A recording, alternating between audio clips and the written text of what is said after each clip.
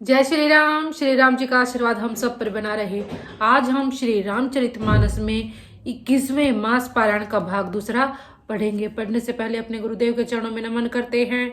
भगवान शिव, माता पार्वती, श्री राम जी और सीता माता के चरणों में नमन करते हैं और हनुमान जी से प्रार्थना करते हैं कि वो पढ़ने में हमें शक्ति प्रदान करे और पढ़ने में कोई गलती हो तो हमें क्षमा करे। ओम श्री गणेशाय नमः।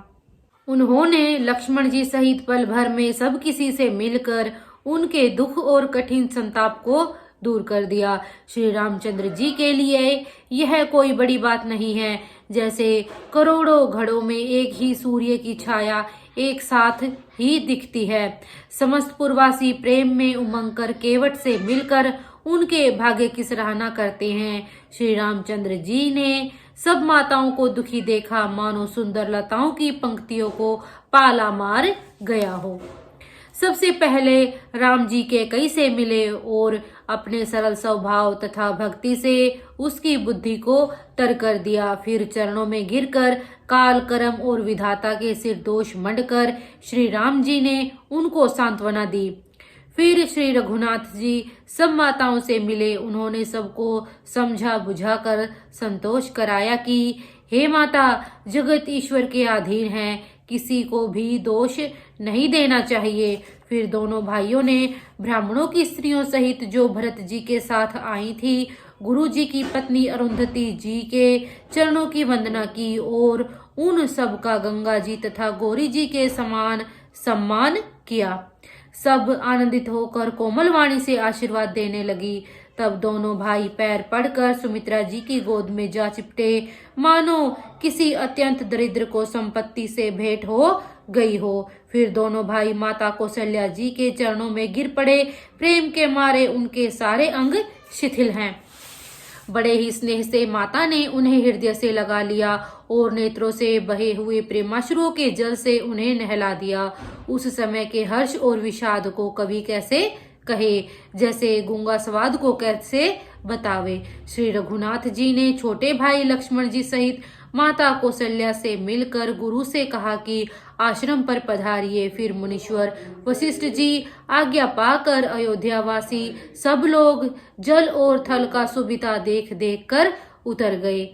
ब्राह्मण, मंत्री, माताएं और गुरु आदि गिने चुने लोगों को साथ लिए हुए भरत जी, लक्ष्मण जी और श्री रघुनाथ जी पवित्र आश्रम को चले। सीता जी आकर मुनिश्रेष्ठ वशिष्ठ जी के चरणों लगी और उन्होंने मन मांगी उचित आशीष पाई।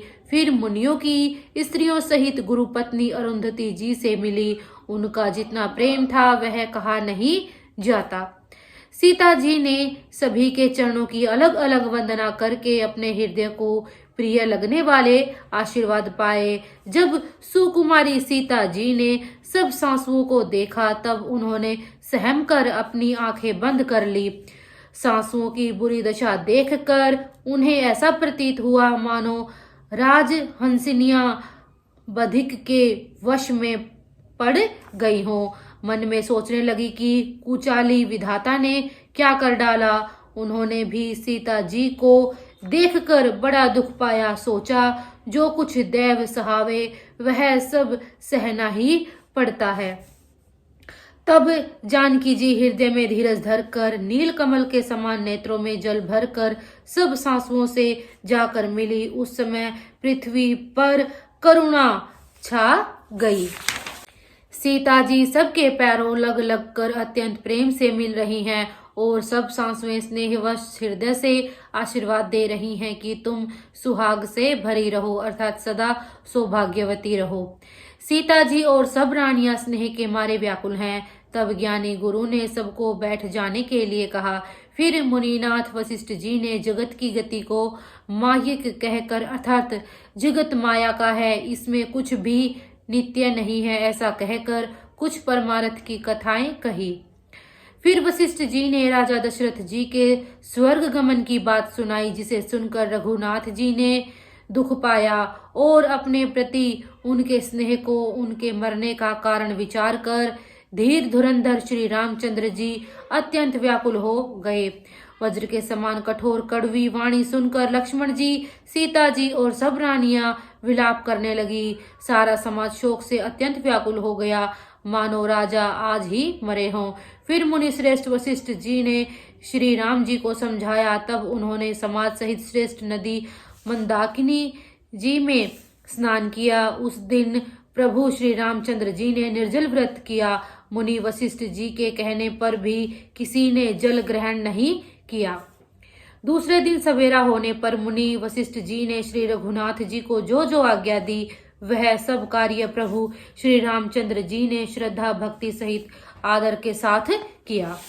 वेदों में जैसा कहा गया है उसी के अनुसार पिता की क्रिया करके पाप रूपी अंधकार के नष्ट करने वाले सूर्य रूप श्री रामचंद्र जी शुद्ध हुए, जिनका नाम पाप रूपी रुई तुरंत जला डालने के लिए अग्नि है और जिनका स्मरण मात्र समस्त शुभ मंगलों का मूल है। वे भगवान श्री राम जी शुद्ध हुए। साधुओं की ऐसी सम्मति है कि उनका शुद्ध होना वैसे ही है जैसा तीर्थों के आवाहन से गंगा जी शुद्ध होती हैं। जब शुद्ध हुए 2 दिन बीत गए, तब श्री रामचंद्र जी प्रीति के साथ गुरु जी से बोले, हे नाथ, सब लोग यहाँ अत्यंत दुखी हो रहे हैं, कंद मूल फल और जल का ही आहार करते हैं। भाई शत्रुघ्न सहित भरत को, मंत्रियों को और सब माताओं को देखकर मुझे एक एक पल युग के समान बीत रहा है। अतः सबके साथ आप अयोध्यापुरी को पधारिए। आप यहाँ हैं और राजा अमरावती अर्थात स्वर्ग में हैं।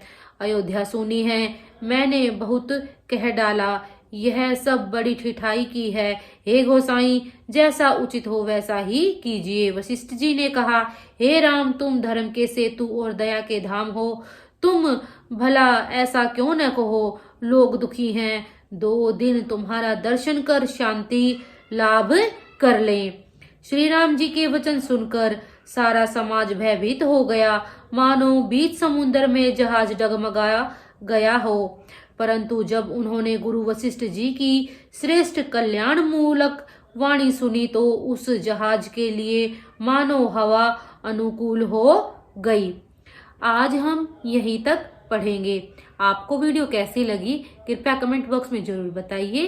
वीडियो को लाइक कीजिए, शेयर कीजिए। अगर आप चैनल पे नए हैं तो चैनल को सब्सक्राइब कीजिए। जय श्री राम।